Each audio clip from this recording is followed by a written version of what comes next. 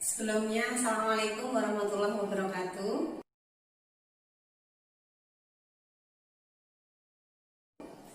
Perkenalkan, nama saya Nurul Ika, saya perawat ICU. Kali ini kita akan belajar tentang pengenalan ventilator. Baik, sebelum kita belajar lebih jauh tentang ventilator itu seperti apa, kita harus tahu bahwasanya ventilator itu berhubungan dengan pernafasan. Pernafasan itu kalau kita lihat dari anatominya bisa dari pernafasan bagian atas dan pernafasan bagian bawah gitu. Jadi kita tidak lagi ulas di sini karena itu pasti sudah di luar kepala ya. Baik, ventilator itu sendiri adalah alat bantu nafas secara mekanik yang membantu fungsi pernafasan pasien secara keseluruhan atau sebagian. Jadi ditekankan di sini bahwa membantu secara keseluruhan itu artinya pasien memang tidak ada nafas spontan sama sekali atau pasiennya sadar tapi sengaja untuk ditidurkan. Jadi biar fungsi paru-parunya ini digantikan oleh alat ini gitu. Kemudian kalau misalkan pasien dia ada nafas spontan tapi belum ada kuat, berarti fungsi dari alat bantu nafas ini hanya membantu sebagian, membackup sebagian gitu. Begini, kita akan belajar tentang ventilator ini. Kira-kira apa sih yang menjadi kriteria untuk dilakukannya pemasangan ventilator? Kita harus tahu. Jadi ketika pasien itu mengalami gagal nafas itu dalam artian dia apnu, tidak nafas sama sekali, ataupun dia nafasnya banyak, hiperventilasi. Jadi bisa hipoventilasi ataupun hiperventilasi, itu indikasi pemasangan ventilator. Ataupun pasiennya itu penumpukan CO2 yang sangat tinggi di dalam paru-paru. Contohnya pasien yang dia dengan penyakit paru nahun, yang dia sudah biasa dengan kondisi CO2-nya menumpuk di dalam paru-paru, yang semakin lama tidak lagi respon, jadi dia akan RR-nya semakin naik dan bisa menjadikannya gagal nafas. Itu bisa menggunakan alat bantu nafas. Yang ketiga, pasien yang otot-otot nafasnya itu perlu dibantu dengan alat ini. Artinya contohnya misalkan pasien itu dengan kasus bedah torak, itu kan cukup bedah torak itu cukup, operasinya cukup besar. Jadi otot-otot bantu nafas di sana pun juga perlu dibantu dan diistirahatkan dengan alat ini. Sebelum kita menyalakan alat bantu nafas ventilator, di sini kita akan belajar terlebih dahulu tentang mode-mode dasar ventilator. Jadi saya yakin teman-teman di kampus sudah mendapatkan materi mode-mode dasar ventilator mekanik ini sama bunda, tapi kita mereview ulang agar nanti ketika kita menyalakan alat bantu nafas kita tidak terlalu bingung dengan singkatan-singkatan yang ada di dalamnya, gitu ya. Jadi mode dasar ventilator itu yang mau kita setting di sana itu ada dua. Yang pertama tekanannya, pressure, atau yang kedua volumenya.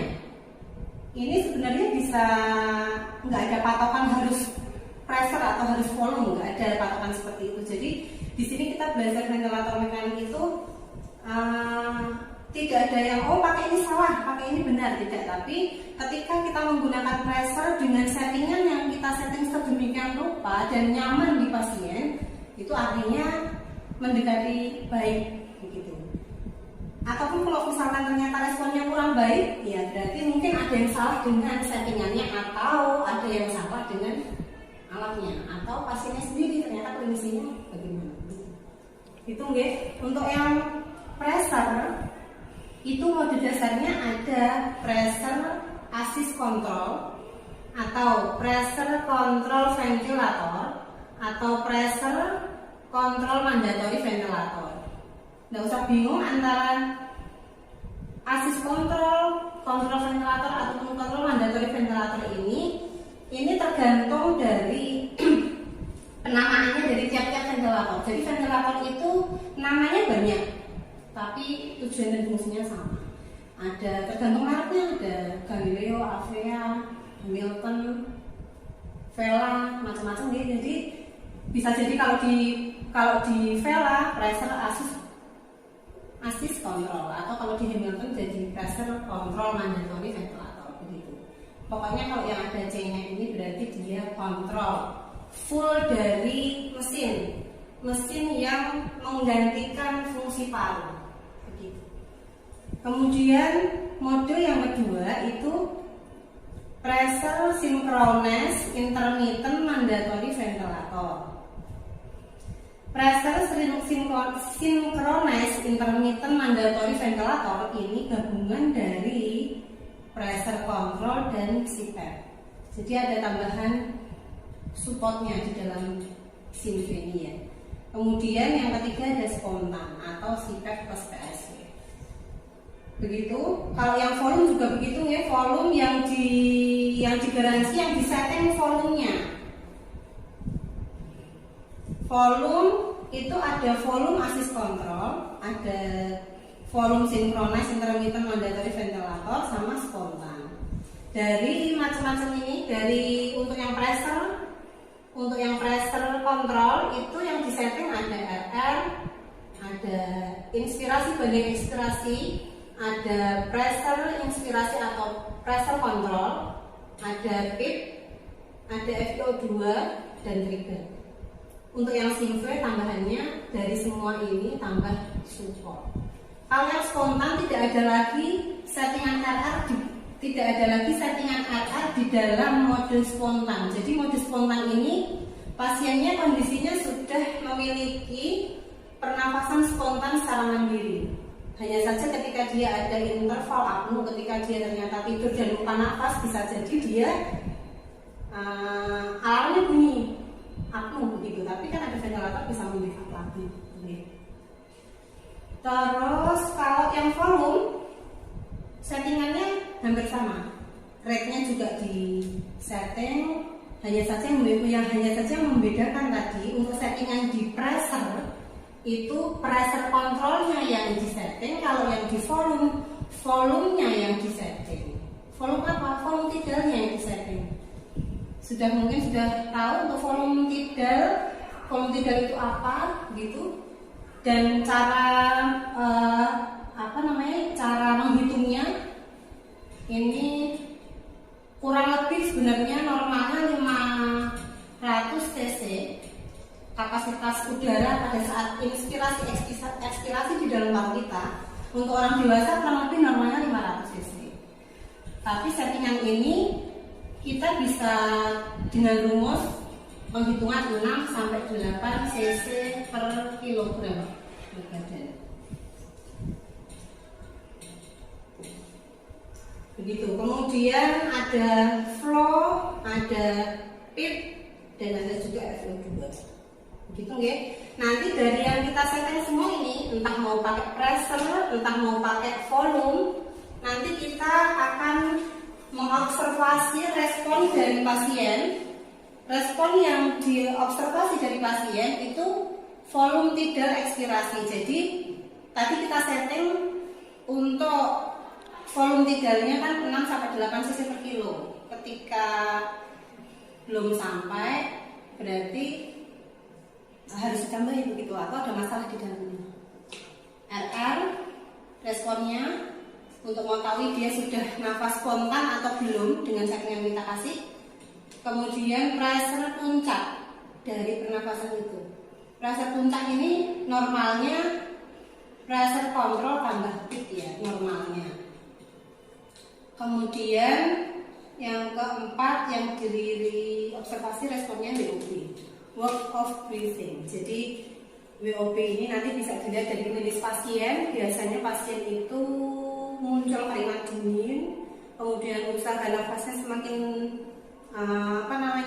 semakin tinggi, ngap-ngapan begitu.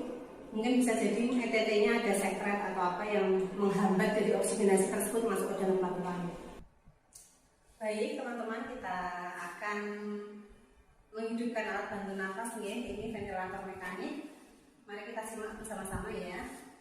Jadi sebelum alat bantu nafas ini kita hidupkan, dipastikan bahwa alat ini tidak error dulu. Jadi ini layak pakai, begitu. Kemudian kita pastikan bahwa aliran listrik yang ada di sini itu baik, konektornya juga bisa hidup, kemudian kecukupan oksigennya, oksigen sentral kecukupannya juga baik. Kemudian untuk stop kontak ini ya, ini juga arus listriknya juga harus dipastikan baik kondisinya, gitu. Ada 2 kompresor. Yang pertama, kompresor oksigen kita pasangkan di dalam oksigen sentral. Kemudian kompresor untuk udara kita pasangkan di udara. Ayo kita bisa bisa memisahkan antara bedanya oksigen sama udara apa itu ya. Coba nanti dipelajari lagi bedanya oksigen sama udara apa ya kira-kira ya. Begitu. Kemudian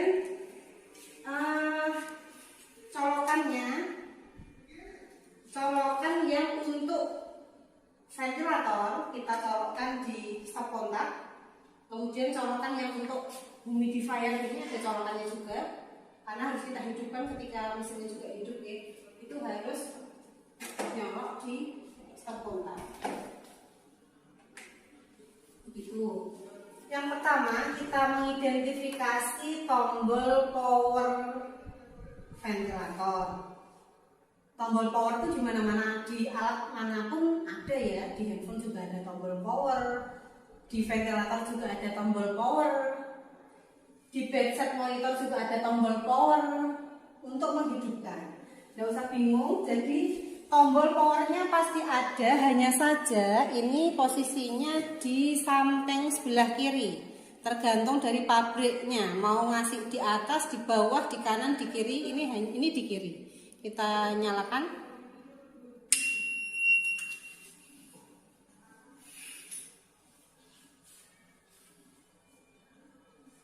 Kita tunggu dulu ya. Baik, kita mau membahas tentang humidifier ini ya. Jadi humidifier ini itu kalau saya analogkan itu sebagai hidungnya pasien. Jadi humidifier ini hidungnya, alat bantu nafas ini mesinnya, kemudian ada sirkuitnya ini, ada 2, sirkuit inspirasi yang ada kabel merahnya, kemudian yang ekspirasi itu yang tidak ada kabelnya. Biasanya nanti sisa-sisa uap air pada saat pasien inspirasi ekspirasi akan ada di sini uap airnya, namanya water trap ya. Kalau sudah penuh alarmnya bisa bunyi juga, begitu. Kemudian untuk humidifier ini fungsinya melembabkan dari pasien yang terpasang ETT, jadi melembabkan sistem pernafasan bagian atas yang terpasang ETT ini. Kalau hidung kan punya silia ya, jadi silia itu dia bisa melembabkan udara yang ada di dalam sana, di dalam hidung kita. Tapi kalau ETT nggak punya silia, jadi perlu dirawat, di maintenance dengan cara merawat humidifier ini biar tetap terjaga kelembabannya, karena di ETT kan tidak ada silianya. Kemudian cara mengisinya, diberikan aqua bides setinggi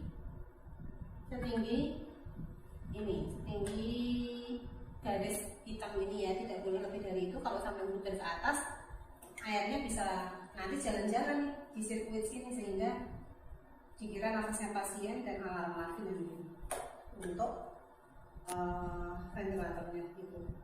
Kemudian satu hal yang tidak kalah pentingnya bahwasanya kita perlu mengidentifikasi selang ETT. Selang ETT antara kafnya bocor atau enggak. Kemudian ETT-nya itu terfiksasi dengan baik atau tidak. Pas ukurannya atau enggak. Ternyata pasiennya gelisah luar biasa sehingga ETT-nya modot, molor dan tidak pas pada tempatnya fiksasinya, itu akan mempengaruhi oksigenasi yang masuk ke dalam paru-paru kita, begitu.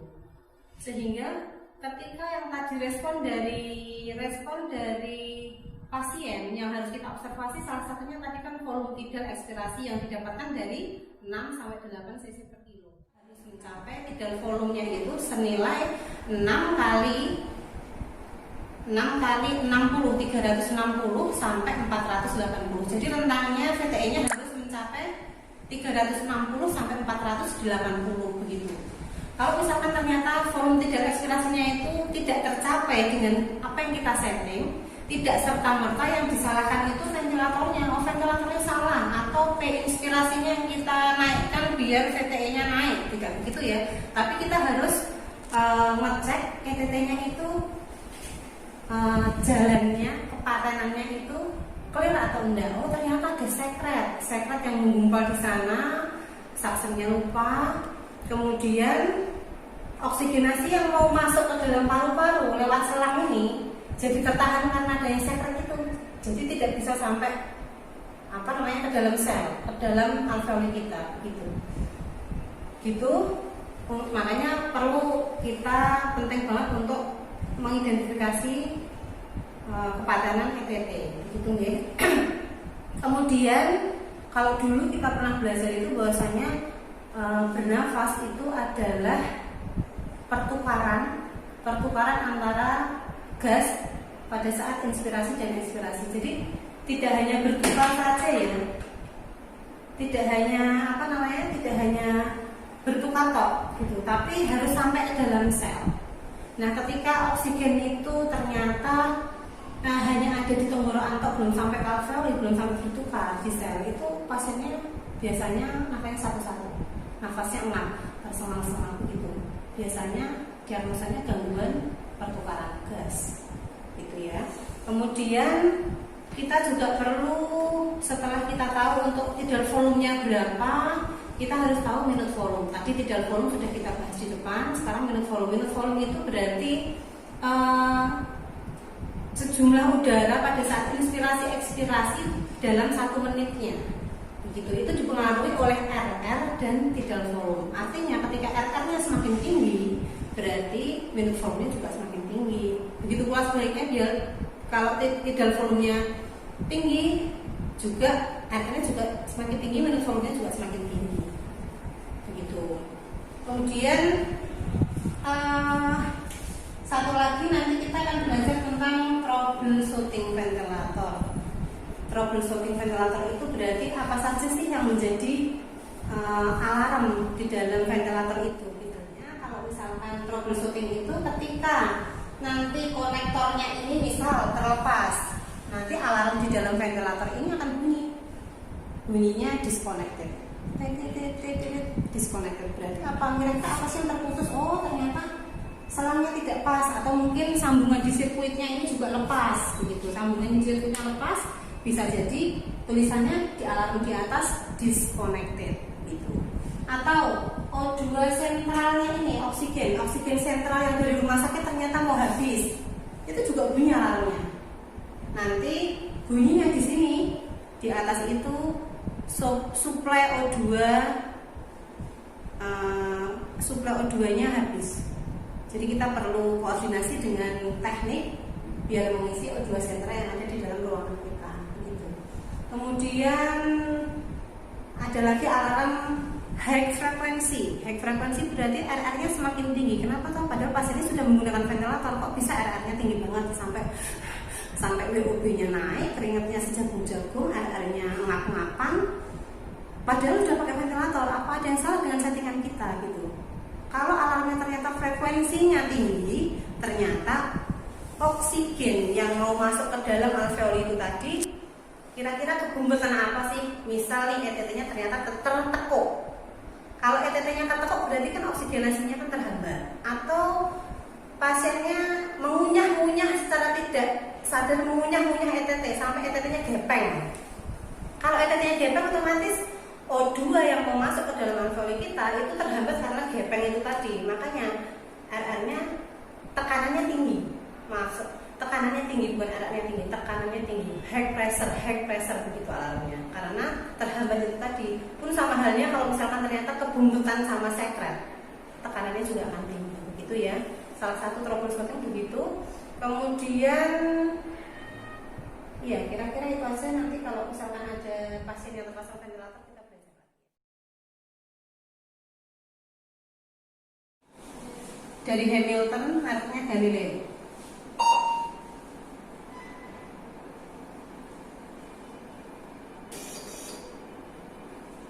Ada muncul settingan standar setup, ada dewasa, anak, dan bayi. Tergantung pasiennya apa ya, pasien dewasa, pasien anak, atau pasien bayi. Kemudian ada last setup, ini artinya settingan sebelumnya. Kalau kita mau pakai settingan sebelumnya juga boleh. Tapi kekurangannya ketika settingan sebelumnya itu ternyata pasiennya berbeda dengan pasien yang sekarang, tidak akan match gitu ya. Jadi pilih aja standar setupnya. Misal pasien dewasa, kita putar di sini, kemudian diklik, mulai. Ini ya, mulai. Nah ini kebetulan modenya mode volume. Kapan menggunakan volume, kapan menggunakan pressure itu nanti advice dari dokter gitu. Kalau kita mau lihat modenya di sini.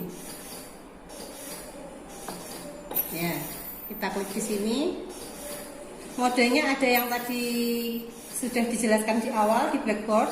Ada pressure control mandatory ventilator, ada pressure synchronous mandatory ventilator, ada spontan, mode dasarnya ya. Yang lain-lain nggak usah dipikirkan dulu. Untuk DWPAP, NIV, ini ASV.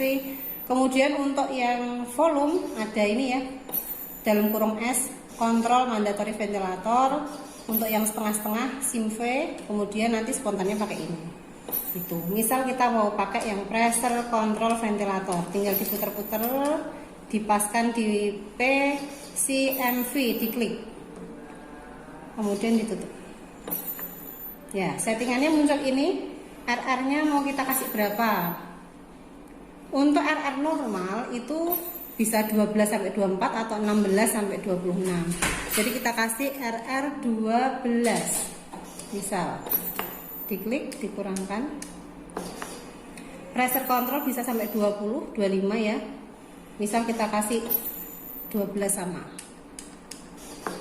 Pipnya pip fisiologis itu 5. Kalau misalkan pasiennya ternyata ada masalah di dalam paru-paru, bisa kita naikkan.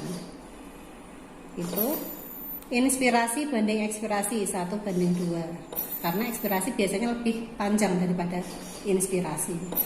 Gitu. Kita kupas satu-satu mungkin. RR. Kenapa kita kasih 12? Kenapa sih nggak kita kasih 8 aja? Atau kita kasih 10? Sebenarnya jawabannya juga bukan suka-suka, enggak begitu ya.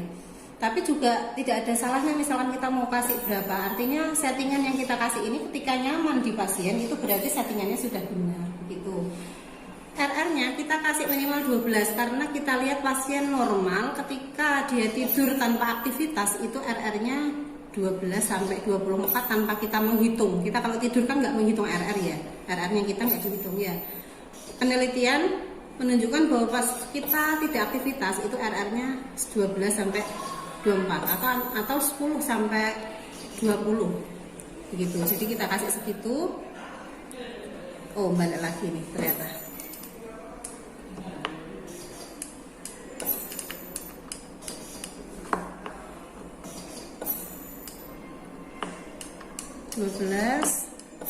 Kita kasih misal juga 12 by control. Kemudian kita confirm dulu biar nggak lepas-lepas ya. Confirm ya. Settingannya bisa dilihat di sini. RR-nya 12, P control ini untuk menaikkan atau menurunkan volume tidal ekspirasi dari pasien. Jadi ini respon dari pasien di sini. Tadi yang kita lihat bahwasanya respon yang harus dilihat ada P peak, pressure puncak. Ini nilai normalnya ini dilihat dari atau bisa dijumlahkan antara PIP dan P control. Benar ya, 12 tambah 5 jawabannya 17. berarti pepiknya 17. Kalau misalkan ternyata dia inspirasi pasiennya pepiknya di atas itu, pasti di alarm begitu. Kemudian RR-nya kita kasih 12. Nanti ketika direspon pasien F total, RR-nya juga 12, artinya pasiennya tidak nafas sama sekali. Pasiennya berarti manut RR-nya sama settingannya ventilator. Begitu. Kemudian yang namanya PEEP, PEEP, positif and expiratory pressure. Jadi tekanan positif di akhir ekspirasi kita. Jadi ventilator memberikan jeda sedikit dari ending akhirnya ekspirasi kita mau naik ke inspirasi, itu ada jedanya sedikit. Fisiologisnya 5, tapi kalau misalkan pasiennya ternyata ada masalah di dalam paru, dempulmu, atau ada masalah di sana, bisa dinaikkan. Effusi pleura gitu ya, bisa dinaikkan jadi 6, 8 begitu. Karena PEEP yang semakin tinggi juga menurunkan tekanan darah. Untuk FiO2, kalau misalkan kecukupan oksigenasi di dalam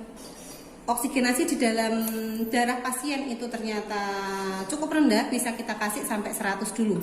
Tapi oksigen yang terlalu tinggi tidak boleh maintenance terlalu lama, nanti bisa keracunan ya. Kalau O2 bebas berapa ya? O2 bebas 21%. Jadi kalau misalnya kita mau kasih 35 atau kita mau kasih 40 boleh lah ya. Gitu. Misal kita setting 45. Sudah, kemudian alarmnya kita setting juga.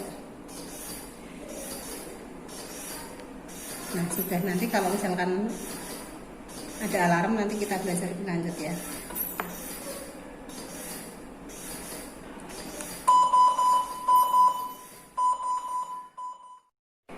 Baik teman-teman, ini kita berada di mode pressure control mandatory ventilator ya. Tadi settingannya kan RR 12, P kontrolnya 12, PEEP-nya 5, fraksinya 45%. Ini settingan yang kita setting, kemudian yang di sini respon yang mau kita observasi, respon yang kita observasi di pasien.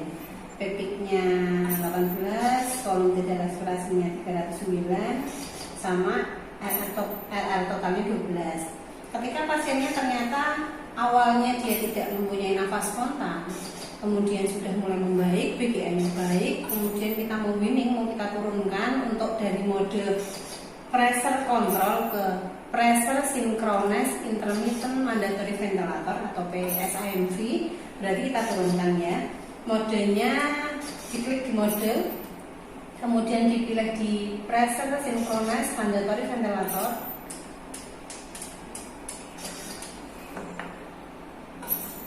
Kemudian settingannya ini tadi masih sama semua dengan yang kontrol, hanya yang membedakan ada P support. Ini P support 15 sama ada time inspirasi. Nggak ada lagi I banding E ya, tapi adanya time inspirasi. Ya ini. Kalau kita mau IE-nya 1/2, berarti time inspirasinya kita buat 2 second. Oke, di confirm. Nah, pun sama dengan yang kontrol. Jadi ketika pakai SIMV, settingannya ini yang di sebelah kanan, kemudian yang diobservasi yang di sini, volume detail, kemudian PEEP dan RR totalnya berapa. Ini karena nggak ada pasiennya ya, jadi RR-nya ya hampir sama dengan yang dikasih. Itu untuk synchronized intermittent mandatory ventilator. Kemudian kita mau turunkan lagi, ternyata pasiennya sudah mulai membaik lagi. Kita mau turunkan jadi nafas spontan, biar pasiennya yang nafas sendiri, ventilator hanya membackup. Sama klik mode, kemudian kita turunkan di mode spontan. Lihat kuningnya ya sampai ke sini. Spontan kita klik. Oke. Nah, confirm. Nggak ada lagi settingan RR, settingan respiratory rate di mode spontan, nggak ada lagi karena murni mode spontan ini pasien yang bernafas secara spontan, maksudnya secara spontan, nafasnya dari pasien sendiri. Hanya saja di mode spontan ini Hanya saja pada mode spontan ini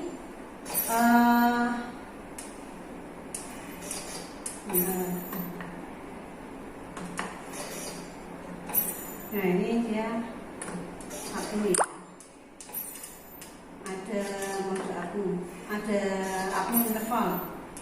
Jadi belum kita kunci.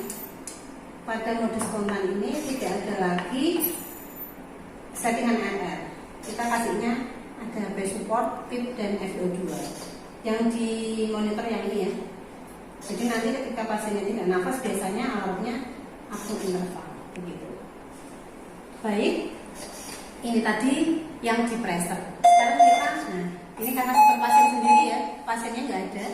Jadi ventilator ini membaca ketika RR-nya dia tidak adekuat, dia backup lagi ke backup settingannya kontrol. Jadi mode spontan yang backupannya kontrol. Makanya tadi ada mode CPAP plus PSP, itu CPAP-nya pressure kontrolnya dari backingannya. Baik, sekarang kita mau menuju ke mode kita mau ke settingan yang volume ya. Kita cari volume as control mandatory ventilator, ini yang volume ya. Nah, bedanya dengan pressure. Kalau pressure tadi kan pressure kontrolnya yang ditentukan. Kalau volume, jadi volumenya yang kita tentukan. Volume normal kan 500 ya, kurang lebih 500 pada orang dewasa. Rate yang masih ada volume, bedanya volume ya. Kalau tadi kan pressure yang di setting, ini volumenya. Ada PIP-nya juga. Kemudian ada I banding E, ada fraksinya juga dikonfirm. Nah, sama pula dengan yang pressure hampir sama sebenarnya, hanya saja ini settingannya ada volumenya, volume tidalnya, kapasitas volume paru-paru normal kita settingkan di sini. Kemudian kita lihat responnya, volume tidal ekspirasi yang keluar dari pasien, volume tidal yang keluar dari pasien berapa. Sesuai tadi 6 sampai 8 cc per kilo. Itu ya, ini yang kontrol. Kalau kita mau winning, ternyata pasiennya sudah mulai ada nafas spontan, kita mau winning ke mode volume tapi yang SIMV, volume tapi yang synchronous intermittent, yang sudah setengah-setengah. Modenya kita turunkan di ini, SIMV. Diklik, tutup. Nah, bedanya hanya itu tadi. Kalau di SIMV ada yang namanya time inspirasi, nggak ada I banding E ya, karena tidak tahu persis inspirasi banding inspirasinya perbandingannya berapa. Adanya time inspirasi, sama bedanya ada P supportnya dengan yang kontrol. Begitu dikonfirm sama ya. Ini jadi settingannya di sini, responnya lihatnya di sini. Untuk yang volume yang SIMV. Kemudian kita mau beralih ke mode volume yang spontan. Ikutnya di sini ya, spontan.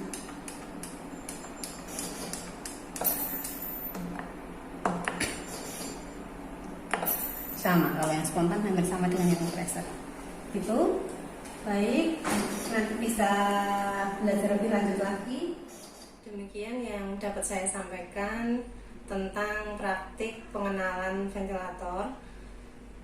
Harapan saya semoga video ini dapat bermanfaat, paling tidak membuka gambaran apa itu ventilator begitu. Nanti untuk selanjutnya kita akan berdiskusi lebih lanjut via WA, via grup WA nggih. Kurang dan lebihnya saya mohon maaf, saya tutup. Assalamualaikum warahmatullahi wabarakatuh.